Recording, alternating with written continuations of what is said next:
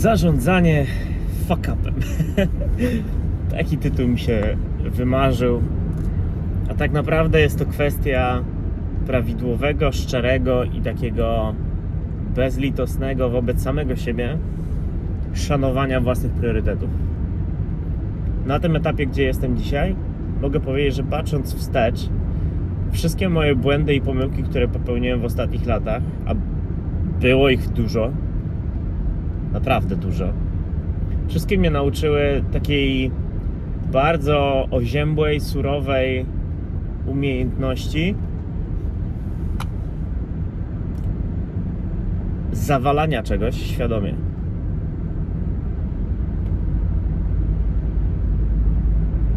No niebezpieczne zdanie, ale jakby pomyślcie chwilę nad tym. Ile razy próbujecie, idziecie z takim, wiecie, z taką tacką, na którym są jajka i jakieś złote jajka. One są cholernie drogie, kosztowne. Tam jest wszystko, od czego zależy wasze życie, szczęście waszej rodziny, wszystko, co może być. Macie te jajka w rękach.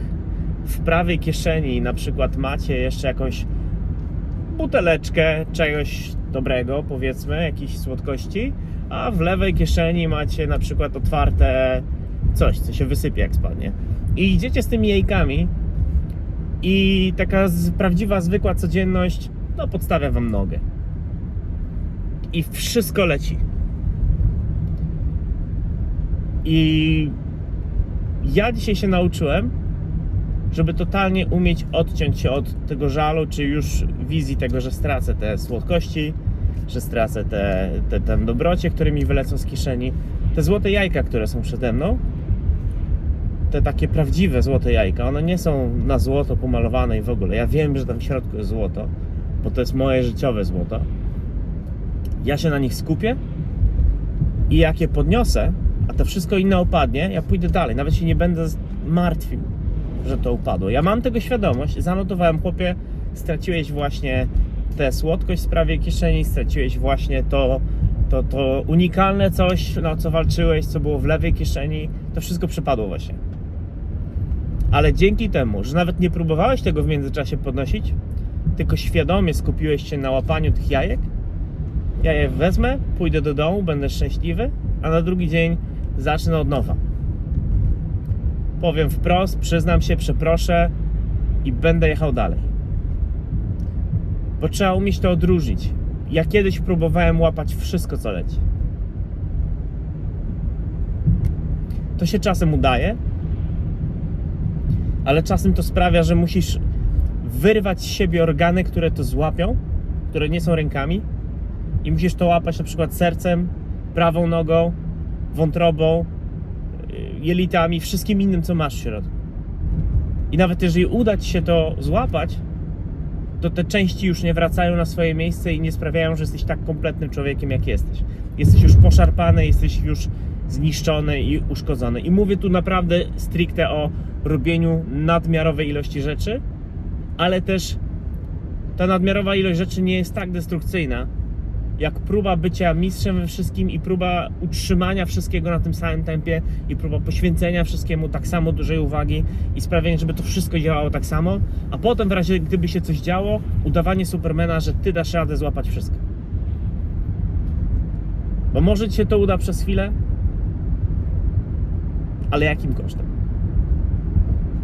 I dzisiaj jestem na takim etapie, kiedy wiem, co jest dla mnie ważne i dlaczego chcę potencjalnie ryzykować, poświęcać i wyszarpywać z siebie rzeczy.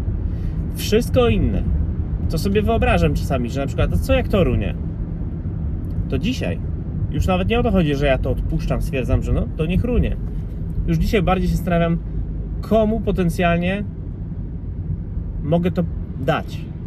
Kto może sprawić, że jeżeli to będzie padać, to jeżeli ten człowiek to złapie i podniesie, to jemu to pomoże. Nawet nie chodzi o to, że on to naprawi, tylko że jemu to coś da.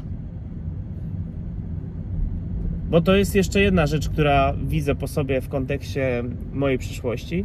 Jest taka, że robiąc wszystko, mam takie poczucie, że odpowiadam też za wszystko, a to znaczy, że zabieram tę odpowiedzialność innym, którym ta odpowiedzialność pomaga, bo odpowiedzialność sprawia, że masz taką własność, a własność tego typu sprawia, że możesz się, że tak powiem, przy tym wykazać, możesz przy tym rosnąć, możesz się przy tym rozwijać. Więc oddając tą odpowiedzialność, ale odpowiedniej osobie, w odpowiednim momencie, tak żeby to rzeczywiście jej nie przytłoczyło, ale pomogło, sprawi, że wszystkim będzie lepiej.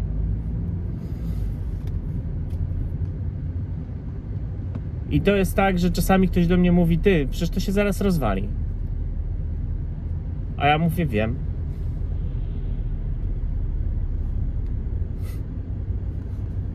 Naprawimy.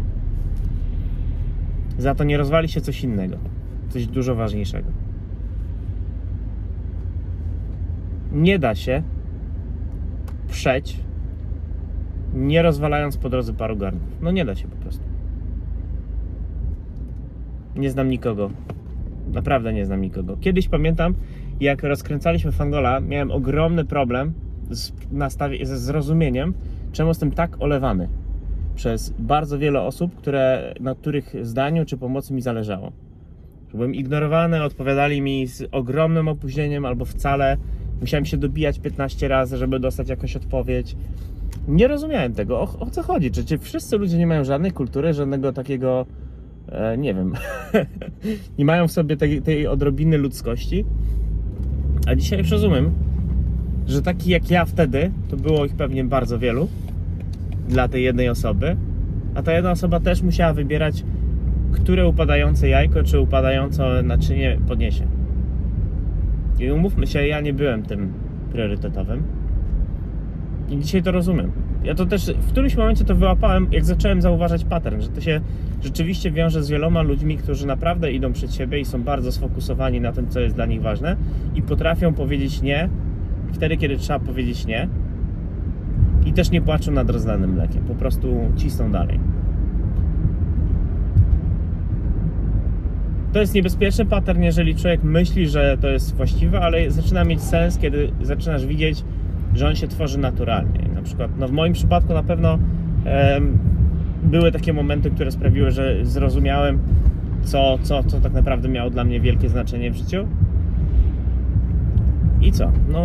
Chciałbym wam tego życzyć, żebyście się też nauczyli pogodzić z tym, że czasem nie wszystko się uda złapać i że to jest okej. Tylko, żeby to było okej, musicie sobie szczerze odpowiedzieć, że naprawdę ta jedna rzecz, na którą się pochylicie wtedy, ta pierwsza i jedyna rzecz, za którą się pochylicie, to jest wasz sens życia.